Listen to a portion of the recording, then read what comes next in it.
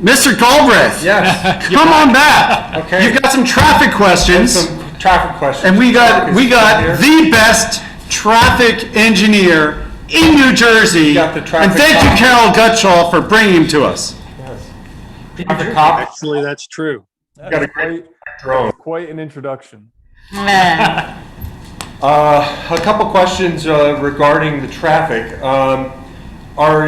Regarding the ring road and the improvements to the ring road, are you talking about encouraging traffic then to turn onto the ring road and then bypass coming into that intersection to then go down onto 206 if they were traveling 206 south? Is there going to be an encouragement to do that? I don't know that I would call it an encouragement, but the possibility would present itself that you could do that. And those motorists may be motorists that are traveling into the site. But you can imagine without that connection, even those that are coming into, let's say, the residential portion of the property without direct connection, in some scenarios may have to come back out onto Burnt Mills Road to then travel through the intersection. So we want to provide for the design. The roadway is going to be designed with the intention of traversing through the site, but it is certainly not serving, as I mentioned earlier, as something that would be high speed in nature, but it could allow for vehicles to travel off Burnt Mills and then onto 202, 206. Great.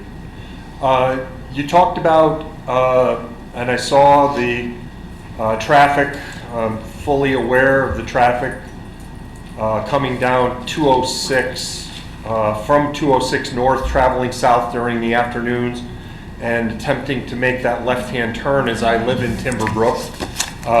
That's a very short turn time that I have to get through that intersection. And I know I'm very well aware of the backups that sometimes occur in that area. There is a lot of traffic we also saw in the morning that is coming down Burnt Mills Road and making that left-hand turn to head up, let's say, towards 287. For those people that may be coming home, is there any potential encouragement that they may then turn on to Placman Way to then bypass having to travel that entire length and congest that area? The goal of the improvements that we're making to the intersection are to make it run more efficiently. So I don't know why a motorist would divert from an improved intersection through Placman Way to ultimately travel, I think you're stating east of the intersection near Timberbrook and Hills Drive over there, correct? Right. Yeah, I'm saying if they were going to end up on Burnt Mills anyway, if they're traveling south, they would take the shortcut through, if you want to call it a shortcut, through Placman Way, so as not to have the headache to deal with that long line of traffic. You're talking about someone heading northbound on 206, making a left-hand turn into the loop, looping around the back of the site that we're talking about, and then coming out to Burnt Mills Road. Right. That's the question. A left-hand turn off of 206 north into the project. I understand. A driver could potentially do that. I do not believe that you're saving any time, and we could look into it a little bit more, but by making the intersection operate more efficiently, we will likely be able to give more protected green time to both the northbound left and the southbound left during the typical peak hour. So if that is extended, that would obviate the need for having to travel through the subject property that we're looking at, and you could simply use the public right-of-way, which is what we would want to continue to have happen. Just have it happen more efficiently. Chuck, on that issue, just thinking it through being a driver, is there any thought to making a no left turn there from 206 north into that? Just because you've got a flow of traffic coming down into that intersection, if you have folks in that left lane now, left turn blinker on and they're trying to turn left into the project, it's going to jam that traffic up. We could look at that. We could absolutely look at that. What's up? That might have a dedicated turning lane already, though. I think that lane is already bent to the is. right. Oh, it's got a left turn It's got a only left, lane yes. dedicated to make a left there? Yes. A left or right? No, we'd be making around 206 heading north. 206 north. You're on 206 North coming up out of Bridgewater. Correct. Yeah. There's no left turn into the ring road. There currently is no left turn into the ring road when you're That's- coming north. And the issue that you're raising, I think it's a good one, is it what you're saying, someone Yes, making sir. a left-hand turn on 206 North, Just after coming you to a go stop in underneath that left 78. lane, blinker on, traffic's coming the other way, and you're behind that guy, you want to go straight, and now you're stuck at that left light. Because that's only one way. That's just before just before the Verizon property would be flowing out as well. That's only one road, one lane that's traveling north at that point. And if there was a car trying to make a left-hand turn into the revised ring road, that would start backing traffic up further at that point. There's a left turn into the office building. Yes. There is a dedicated left into the office building, Perfect. but not at the ring road, north of the ring road. No, not at the ring road. If I could have the ability to share So the screen, it's- I can show it on the screen. It's about 100, a couple hundred yards past north of the ring road. Go ahead, Chuck. You should be good.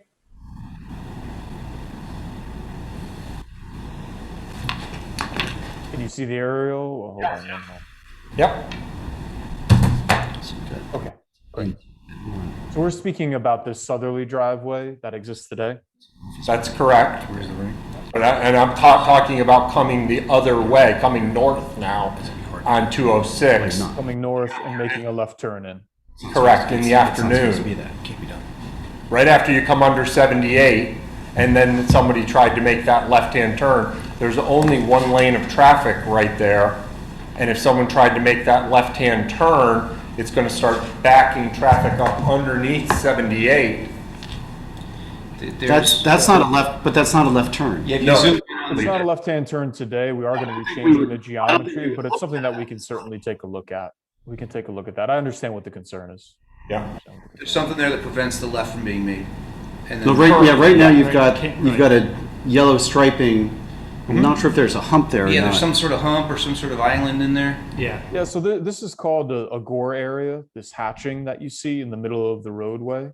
And generally speaking, that prohibits movements. You do have sometimes private driveways where they lay over, this gore area lays over where that private driveway is located. But what we're looking at under existing conditions, and this would change because we're going to be able to provide this through travel lane all the way through, is that this pork chop island basically will come out, but that doesn't mean that we'll necessarily be providing a left turn lane here. You do have some width here. If you look at that center area where the gore striping is, it's probably about 8 to 10 feet until you get a little bit north, and then you have the fully developed left turn lane, and then the fully developed left turn lane. So we can certainly take a look at that. I understand what the concern is. We don't want vehicles that would effectively be staging somewhere in this through lane and then blocking some traffic that's proposing to come through. We understand that.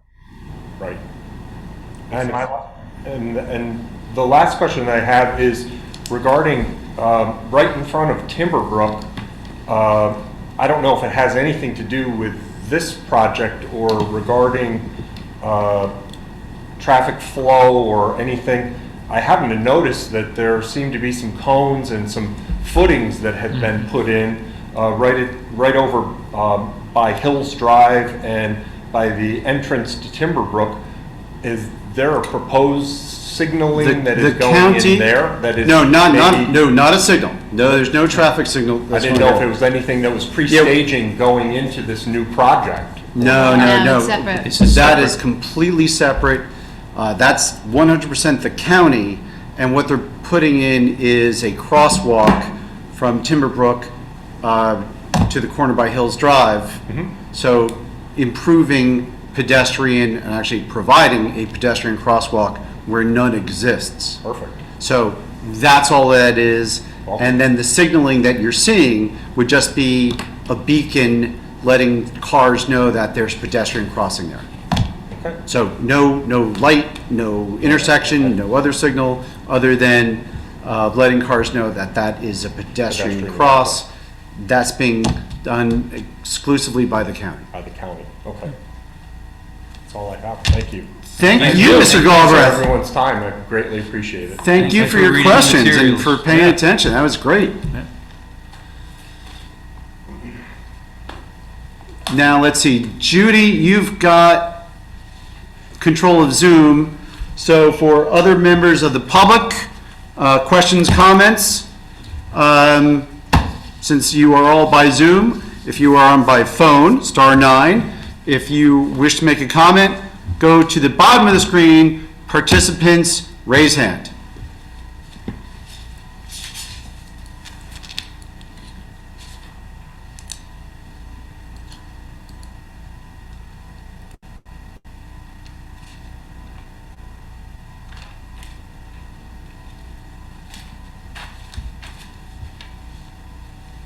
I'm not seeing anybody.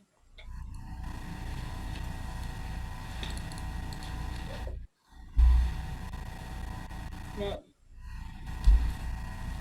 It can be pro, it can be con, it can be, Chuck, we want to see more traffic videos, which is something I've never thought I would say, but maybe someone wants to say that.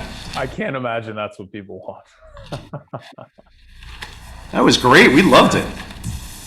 Yeah, I thought they were great. Yeah, I don't see anybody raising their hand. Okay, with that, I'll take a motion to close the public hearing. So moved. Okay. All in favor? Aye. You too. Good night. Okay, so, does anyone want to talk about the ordinance before we take a vote? I do. Okay. I do. It's a hard thing to plan for because it hits so many different issues, right? This is one piece of a jigsaw puzzle. But I don't think it's a stretch to say this is probably the single most substantial piece of stuff that I've been asked to do on this committee. I mean, this will be the largest project we've had here since probably the Timberbrook construction. So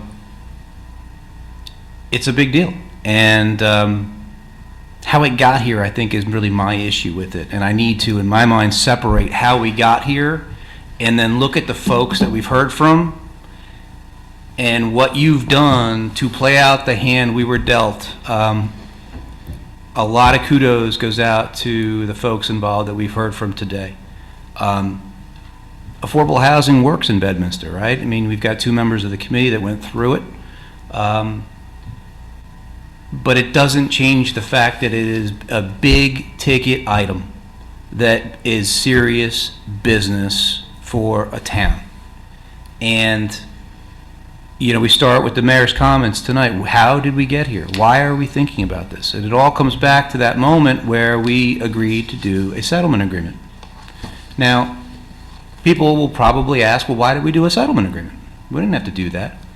And I think it's important to stress that the alternative to a settlement agreement was litigation. And in a situation that Colin and the mayor have been speaking about, where we lose control over how this town evolves.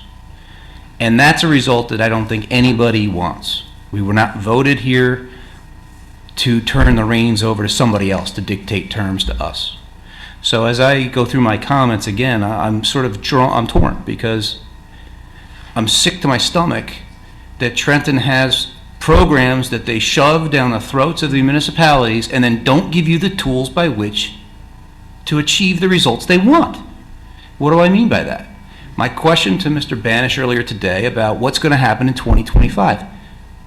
And he tried to answer as best that he could, and I give him credit for it, but the real answer is nobody knows. So you rewind time to the 1980s, to the 1980s. We're the guinea pig, right? We're the ones taken to court. We're the ones that are subject to the developer's remedy suit, okay? The Hills is then developed. As we all sit here today, we love the Hills. At least I moved here, it was already there, okay? So we learned to live with it. But talk to the folks that lived here in the 70s. There was a massive opposition to that project and just the overall gravity of the project, okay? You fast forward, it's 30 years. Guess what? You know, I know we're the town that had the DeLorean, right, from Back to the Future, right? But no one has learned space time travel, so we're the first ones coming out of this after 30 years. And no one can tell us what's going to happen. But yet we have to sit up here and we have to rule and try to and lead the township to places that we think are in the best interests of our residents. Completely flying blind to what we're going to be told in 2025 as our units come off restriction.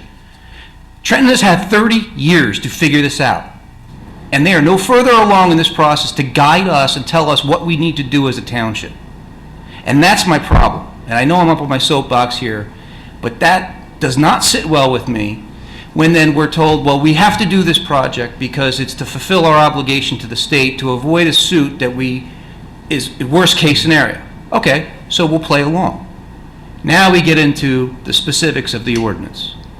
And I commend Mr. Banish, I commend the planning board, I commend KRE. Okay? We have taken lemons and truly made lemonade here.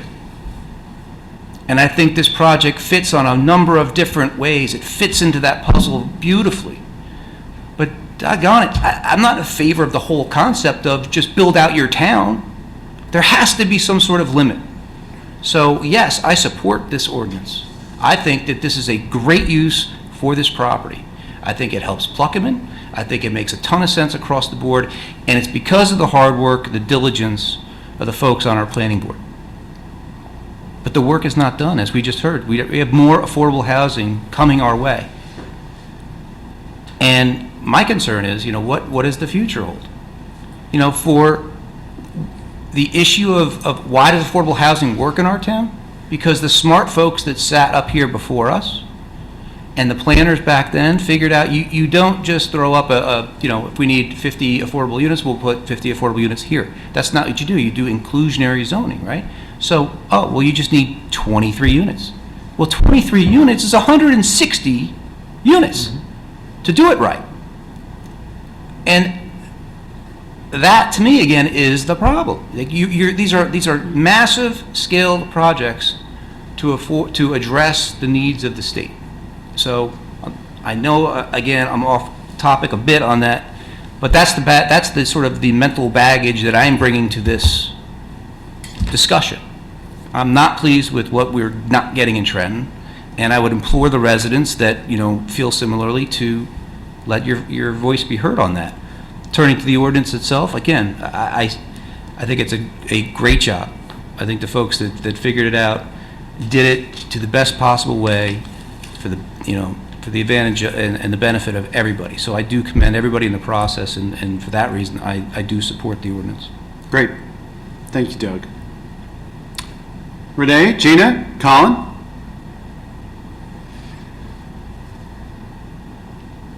I'm always at a loss for words when it comes to Trenton telling us that we need more affordable housing. When Gina and I lived in affordable housing, there's a ton of it, and we've done really well. We're very lucky to have taken advantage of the projects, but I get angry that somebody who doesn't live anywhere near us can tell us what they want us to do.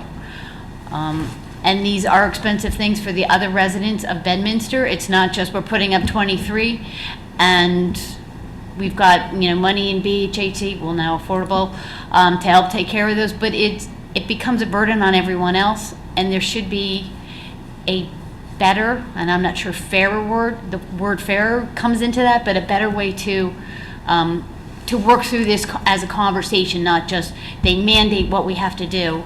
And again, as to Doug's point, we don't know what's going to happen in a couple years and a couple years past that, and what is Bedminster going to look like? Are we going to be able to maintain the lifestyle that we all moved here for? I don't know. Those are the questions that get stuck in my head, but I do love the plan. I think it'll be a great little improvement in that corner. I know with the traffic and sidewalks in the park being made better, it'll make my neighborhood better, and hopefully people in my neighborhood will take advantage of that. Renee, I'm sorry, I forgot to just mention one thing you just triggered in my mind. So you go back to that moment in time, right, where Mayor Parker's signing his name on the settlement agreement. We know at that moment that this site exists. right? So if you talk about the propriety and was it proper to do the settlement or not, it absolutely was, because we know by virtue of having this discussion that this property would otherwise qualify for a development. It's got, the EDC or the sewer attachments. It has all the infrastructure needed for a builder to come in and say, well, this is what, if you don't want to do it, Bedminster, I'm going to do it for you. Okay? So another reason why, yes, we should be absolutely getting behind this, because we know the possibility exists by simply virtue of having this site. One of the things I'd like to see in the future is us trying to identify, what other kinds of properties do we have out here that would be subject to things like this. But again, different point, but that's another benefit I think that we need to highlight here, that the idea of the settlement agreement makes sense because we knew that at least this property exists. So we're not going to do anything to subject ourselves to being dictated to. I'm good. Colin, Gina? Mayor, I'll throw out, and this is obviously, echoing some of the points that my colleagues have made. I think kudos to you and to the planning board and to the leadership of Carol Gutschall and Tom Collins and Frank Banish as our planner. It's all about maintaining control and mitigating risk. And to Doug's point, if you, and to your entire presentation earlier, if we don't maintain control, our destiny goes into somebody else's hands, which we can't allow. And we've got enough smart people up here to go figure this out. But at the same time, we are trying to make decisions and make assessments with imperfect data and without knowledge of what's going to happen just a few short years from now. But we still have to mitigate the risk, because if we don't, we get something that none of us want. So you look at this plan and it tries to optimize to those parameters. And I think it does a fair job of doing that given the circumstances we find ourselves in. So for that reason, I'm in favor, even though I hate development. And part of the reason I got involved in local politics in the first place was because of sitting out in that very audience, protesting things that were showing up. But in this case, I don't think we have much of a choice, and I think we've developed an ideal scenario given the facts that we have at hand and what's available to us. That's what I have. Thank you, Colin. I guess I'll just finish by, reiterating, piggybacking on what Colin said, is just thank you to everyone who's worked on this project. Like I said before, at the end of the day, we have an obligation to provide these rental units based on the fair share housing settlement. And I think that this is an ideal location, and the project, thanks to everyone who's worked on it, has a lot of pros to it. So I think it's focus on that. And nobody knows what the future of affordable housing holds for Bedminster, but we do know that, there will be a future of affordable housing in Bedminster. So this is us having control over what, where, when, and why, and how it's laid out. So just thanks again to everyone who's worked on that. And the traffic pattern was actually extremely interesting. So. Chuck, you are getting, you and your presentation are getting rave reviews. Thank you, Gina. I think I already spoke for about 45 minutes with a soliloquy in the beginning, so I don't think no one needs to hear that again. We've closed the public hearing.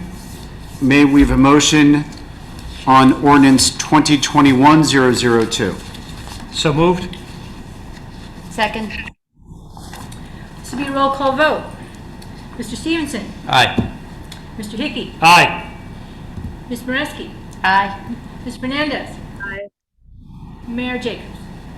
Aye. And once again, thank you to the Bedminster Township Land Use Board and its professionals, and to the folks from KRE who put up with all the questions and comments again and again and again. And I believe this ordinance and the design of the project and the implementation, or the incorporation of those design elements into this ordinance reflect a much better project for having engaged in that collaborative effort. So thank you all, and aye. That's the public hearing, and that's ordinance 2021-002, Bedminster Township we have satisfied our affordable housing obligation through 2025. John Bellardo, are you there? If we can take John off mute. I am here, Mayor. Congratulations. So thank you. And does that mean that we are protected from builders' remedy lawsuits between now and 2025? It does, Mayor. And one thing I would add is that this ordinance not only requires that these units be restricted for 30 years, it requires that they be restricted for 60 years. So that's certainly something that's very beneficial to Bedminster Township. That was John Bellardo's Easter egg in the that he put in. Thank you, John. Thank you for pointing out. And by the way, that was discussed with the property owner, that it's not just one 30-year, but it's a 30-year affordable restriction period followed by a second 30-year affordable restriction period, and they agreed with that. So thank you, John, for putting that in there. So Thank you. We're protected, no builder remedy lawsuits till 2025, and who's ever sitting up here on 2025? We intend 23, 24. we intend on putting you in the best position for Bedminster when it comes time to dealing with the fourth round obligations when they come around. So thank you all. Okay, back to monthly report discussions by subcommittee chair, Committeeman Stevenson. Thank you, Mayor. Good evening to everybody who stayed to listen to the rest of the meeting. On the 18th of February, I attended the Historic Preservation meeting. I was able to swear in our newest member, Rob Samuth. We heard just a couple garden variety applications, both actually out on Black River Road area, generator, and then another couple that had moved in and purchased, I guess they were sort of, they buy historical homes and fix them up, and it's like their thing, and they're very excited to be here, so it was really neat. They showed us some of their other work, so that was pretty straightforward. There's the initiative about going out to the schools for education and getting involved. That's sort of been tabled with COVID. It's just been too difficult of a thing to put together, but it's still on our agendas, and we'll still continue to have that on our minds. Board of Education, I was able to hit that meeting this week, also on the 18th.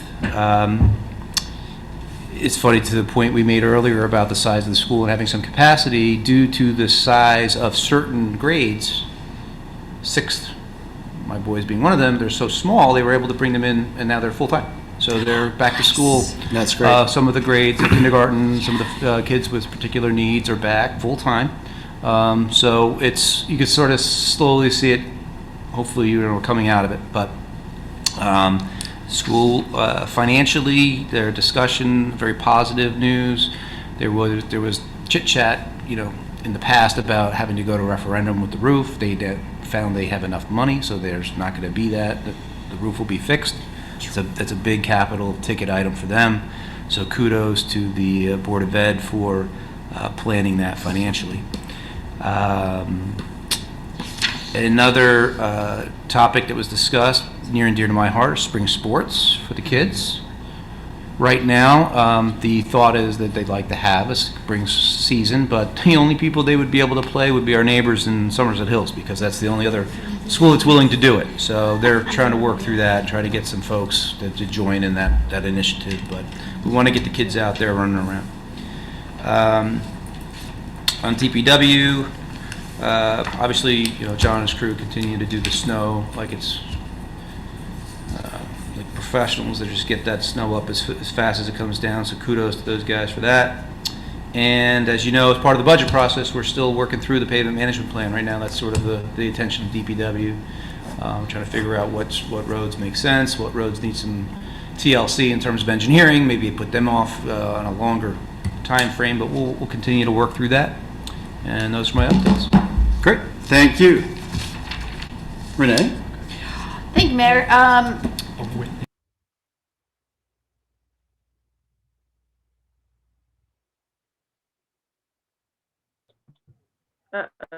Judy. I think that they got kicked I out think we again. just crashed again, Gina. Yeah. Okay, I got you But back. Jane's there. They gotta come back in. Okay, so they have to come You back guys in, yeah. froze a We'll minute just stay ago, here. so I ran into the other room. Okay, yeah, I could hear you, but I guess we were just frozen. And,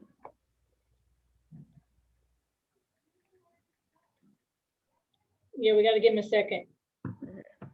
They're coming back in. oh, technology.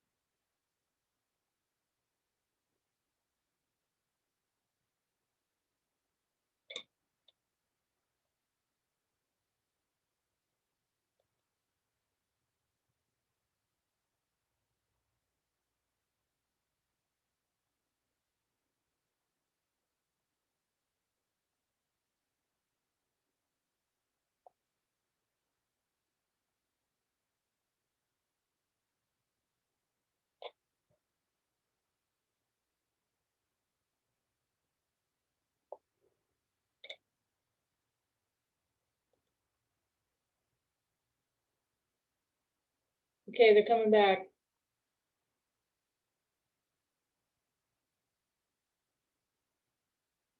Judy, can you hear us? Can you hear us okay? Again, Okay, so it looks like it's that laptop, not the Zoom connection, Correct, but that laptop. correct.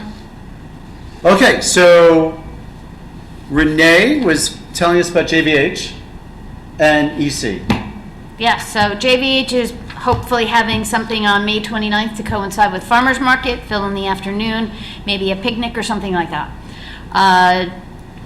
On Environmental Commission, I got to sit on a follow-up meeting for the EV charging, Let's Go Electric, through Somerset County, and it's hosted by RideWise. This time they were talking about the business benefits to installing chargers. For example, someone who's charging their car at a particular parking spot, they have to leave their car for a while, so it'd be a good time for them to get out and go shop or go sit at a restaurant. It was also noted that the Tesla charges are installed for free. Not everybody obviously can use a Tesla charger, but the charging, having the Tesla charging station near where your other charging stations winds up on the Tesla map. So somebody who is looking for their Tesla to be charged, they'll come into town wherever you're putting your charging stations, and that's going to bring in some more business to your town. The participants are still waiting for the state to give them direction on how to best incorporate charging stations into local ordinance and zoning plans. State has put that kind of on hold, talking about that, but the committee will still be has a few more meetings, so we'll get a little bit more update as we go along. And coincidentally, a couple of years ago, EC was talking about perhaps working charging stations into, or at least charging things for people's homes, incorporating that into Bedminster ordinances. So perhaps it's time for them to start talking about that again. Not that we want to push that out, that everybody has to do it, but maybe with buildings, they want to incorporate that into their plans so that they have it. Right. That's all I got. Okay, thank you. Gina? Good evening, Mayor. So I wanted to start off today because we have a new employee starting here at Bedminster Township as our rec director. So I wanted to officially welcome Neil Mastrobono to Bedminster as our recreation director. Neil comes to us from Bernardsville, where he was an assistant rec director, and he has a bachelor's degree in recreation management and an extensive background with a wide variety of different kinds of rec programs. We're excited to have him on board. He's established, he is experienced, and he has an established collaborative connections in the Bedminster community and the surrounding communities. So I just want to officially welcome Neil to Bedminster Township. The Bedminster Rec Advisory Committee is discussing some activities to kick off the summer. One of the activities is going to be an outdoor movie, which was well received by the town, by the residents last year when we did it. So that's something to look forward to as the snow starts to melt and we start to think about spring and summer. And that's all I have as far as updates for right now. Okay, thank you. Colin? Thank you, Mayor. A couple of quick items. Board of Health, we had a recent meeting where several septic applications were reviewed and approved, but maybe the more important news is we've had many conversations over the course of the last 6 months about vaccination and how does the county get out enough vaccine. Well, obviously the big news from a public health perspective is that the CDC approved the J&J vaccine, which is a one and done shot that can be stored and administered by our local healthcare practitioners, which is anticipated to significantly increase the percentage of folks that can be vaccinated. Also announced today was the significant expansion of vaccine eligibility on March 15th, extending to teachers and daycare workers, and another expansion targeted for the end of this month. Library Board, we reviewed the 2021 operating budget about a week and a half ago. We are also exploring the feasibility of joining a library consortium that could improve access to resources and also provide additional IT support. And speaking of IT, and maybe I shouldn't mention it, we met last week to review technical priorities and IT improvements. We'll start right here in this room, both the physical and virtual room, where, as folks know, we quickly cobbled together this system last year to provide access in the midst of the pandemic. We realize it hasn't always been smooth. Tonight has been another case in point, and we need to make improvements, so we need to make those investments to make sure this system is operating smoothly. I think there's a general recognition, and we discussed this last week, that when things return to normal, quote unquote, we will need to continue to support a hybrid meeting environment where people can participate in public meetings both virtually as well as in person, which we saw tonight, and we will strive to provide just that. That's all I got, Mayor. Thank you. Great, thank you. So, for Land Use Board determined that the ordinance we just passed is not inconsistent with the master plan that they just revised. So that's Land Use Board. There's no Land Use Board meeting this week. So next Land Use Board is middle of the month. And Farmers Market, we had a Farmers Market committee meeting The decision was made to start the farmer's market season on the Saturday of Memorial Day weekend to coincide with movie night. And also if JVH is going to do something that day as well, so it'll be Robin, make sure you put in for good weather on Saturday Memorial Day weekend. That'd be great. Be very helpful. And that's all I'm going to cover tonight. So, Judy, can we have the administrator's report, please? Yes. So unfortunately, he's no longer with us, but we had a young man that joined us for most of the meeting tonight. A young man by the name of Dustin Petty. He's from the Pottersville section of town.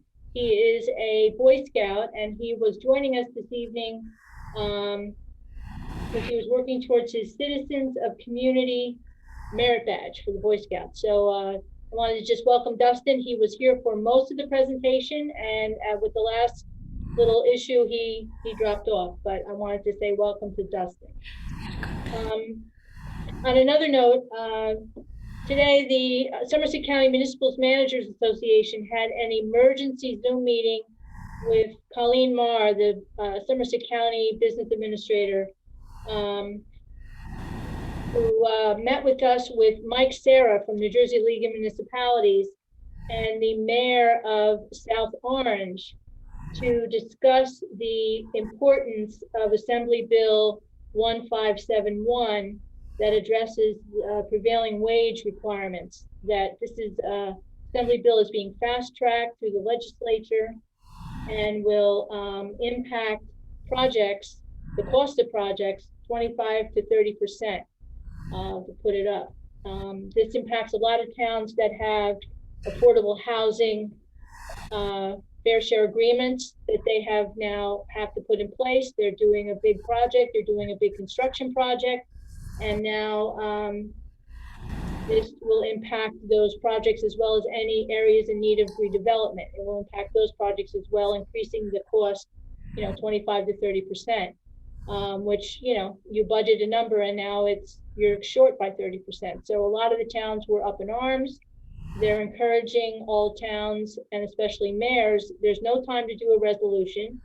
They really need us to reach out to our legislators as soon as possible. I'm happy to report this meeting was to, have all the administrators reach out to their mayors and ask them to please step up and take action. And I'm happy to say already our Mayor Larry Jacobs did, as part of that Main Street, Mayors for Main Street group that Mayor Jacobs was part of and part of implementing that and bringing it together, has already submitted opposition to Assembly Bill 1571. So, Bedminster already did our part, but this is a very big concern for most of the towns in New Jersey and New Jersey League of Municipalities, and both sides of the aisle, Democrats and Republicans, are both concerned about this bill. So I just wanted to say that was an emergency meeting we had today to discuss it, and I'm happy to say Bedminster's already taken action. So happy to report that. So that's all I have. Okay, thank you. So just one quick comment. As a parent of 2 Eagle Scouts, so I remember my boys sitting in this room going for that same merit badge. So congratulations. Dustin Petty. Dustin Petty. Congratulations on, I hope you get your merit badge, and wish you great success in your Scout career. Yes, so as Judy said, Mayors for Main Street, a coalition that was founded here locally with Mayor Mensch from Bridgewater, Mayor Knoz, and I, and at the time Mayor Baldessari, put Mayors for Main Street together, got great traction, and similarly, just as the League did, voice our opposition to that Assembly bill and the expense it is going to have on municipal projects, almost all facets of municipal projects, and we'll see where that goes. So discussion on introduced ordinance. We've already had our public hearing. We have no other introduction of ordinances for tonight. Consent agenda, we have one item on the consent agenda. Is there any questions or, well, since it's on the consent agenda, unless there's a reason to pull it off the consent agenda, we have motion to approve the consent agenda. So moved. Second. This requires a roll call vote. Mr. Stevenson? Aye. Mr. Hickey? Aye. Mr. Reski? Aye. Mr. Hernandez?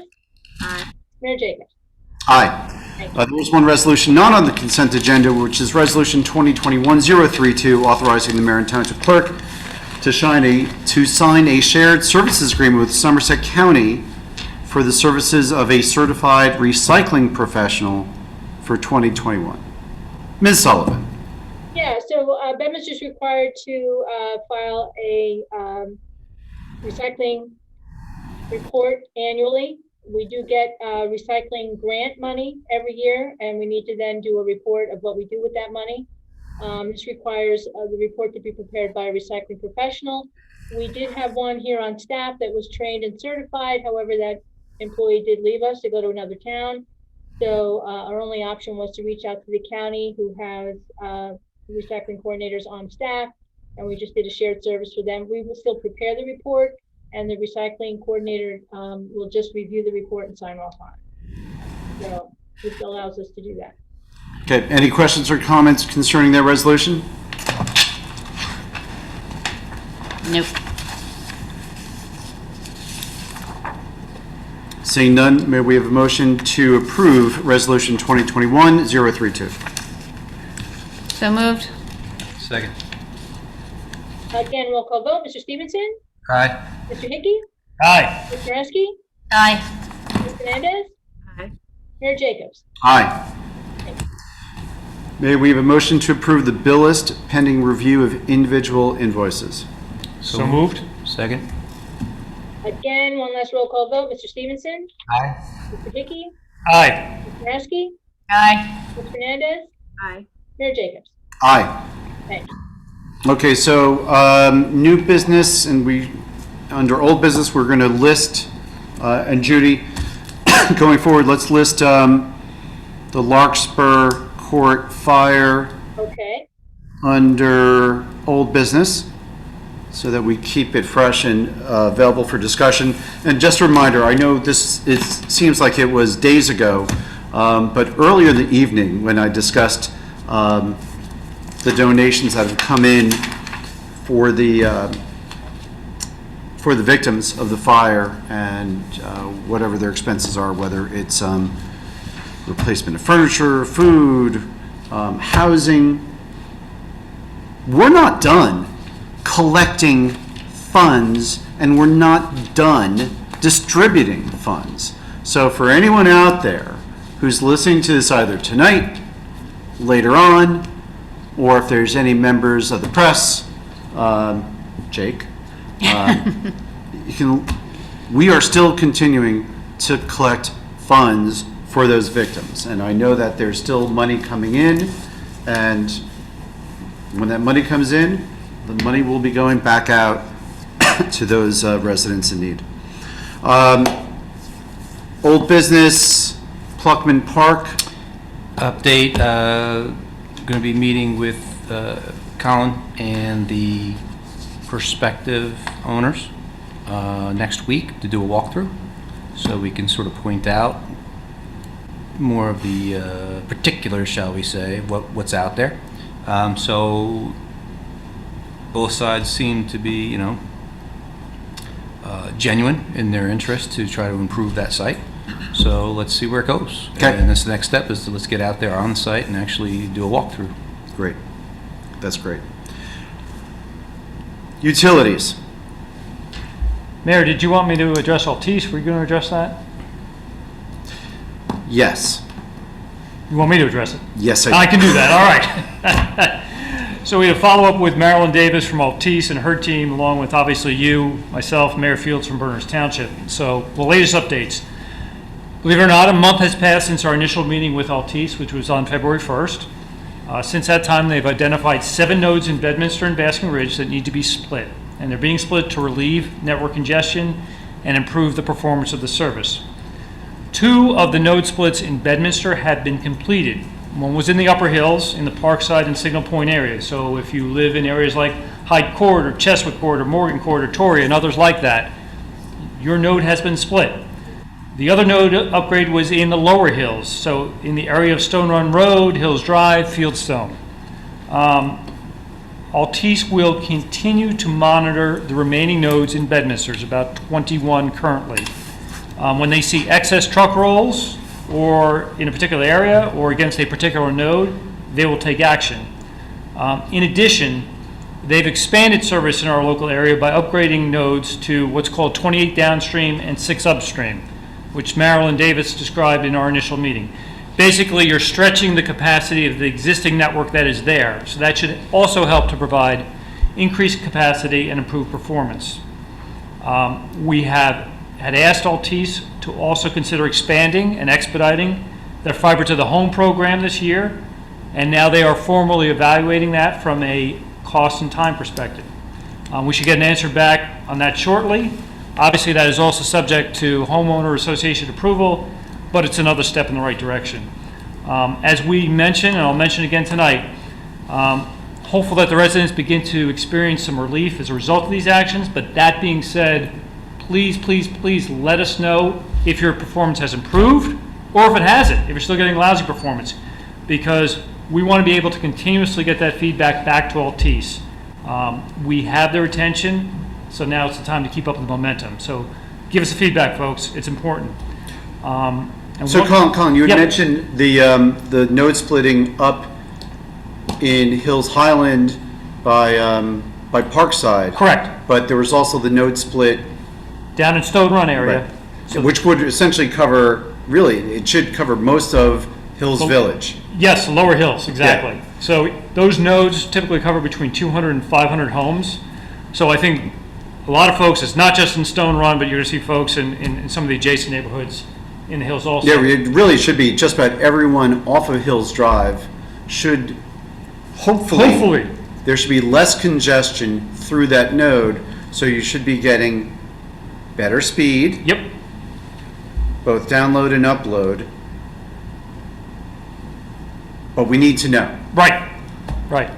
And obviously, we also know that there are other issues that are related to in-home wiring, to modems and that kind of stuff. All that stuff we need to know, because the more we can press on Altice to address these issues, the better off we'll all be. Great. But the node split is a significant accomplishment. You know, that's the first and foremost thing that needs to be done, because that is basically gating the traffic. All right. I also want to mention one other thing about Altice and cable companies in general. The FCC just approved the Emergency Broadband Benefit Program, which provides a $50 monthly credit on internet bills for folks who suffered a significant loss of income during the pandemic and for low-income families who qualify. It literally just got announced, I think, within the last day or so. Details should be forthcoming, but you can go to fcc.gov/broadband benefit for more info. So an important resource. Great. I can talk about JCP&L for a quick second if you want. Sure. All right, just very quickly. We received notice that JCP&L will be performing helicopter patrols on our transmission lines beginning on Wednesday, and that will last for approximately March 24th. Basically, those are inspection crews who are out there looking for any obvious and outstanding maintenance conditions on the line so they can be addressed before any power outages occur. So again, this is JCP&L being more proactive in terms of maintaining those lines and encountering trouble before it actually becomes big problems. That's all I have, Mayor. Great. Thank you. Gina, do you want to discuss the status of the senior van and the replacement program? Yeah, so Robin is waiting to hear back from the county because we need to know step by step how it's going to work to contract with them so that we can fund part of the ride for our seniors. So she's put in a few phone calls and she's just waiting to hear back. As soon as we hear back from the county and how that's all going to work, everything else is ready to go.